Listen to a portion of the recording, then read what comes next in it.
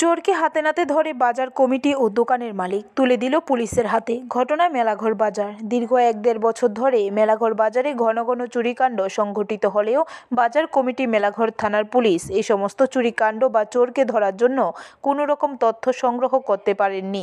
কিন্তু আজকে Melaghar motor stand সংলগ্ন দেবনগর কালু প্রকাশ্য দিবালোকে মেলাঘর বাজারে এক দোকানে চুরি করতে গেলে দোকানের মালিক তাকে হাতে নাতে ধরে ফেলে।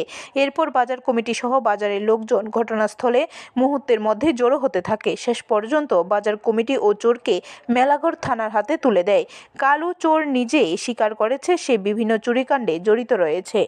দোকানে একটা চুরির বিষয়, আমার দোকানে আরেকবার চুরি হয়েছে, ওখানে আবার আমার এই জিনিসগুলি নিয়ে গেছে গা এখান থেকে। হ্যাঁ, এখান থেকে এই যে এত বড় পলি ব্যাগের ভিতরে আরো বড় বড় পলি ব্যাগ, এই আরো বড় বড় পলি ব্যাগ তারা সব বাইন্দা একটা মুখ বাইন্দা তারা সব লয়ে গেছে গা। আচ্ছা আচ্ছা। এখন কি চোরটার ধরছেন আপনারা? অখন ধরছি, অনেক স্বীকার করছে, আমি নিচ্ছি। ব্যুরো রিপোর্ট, খবর ত্রিপুরা।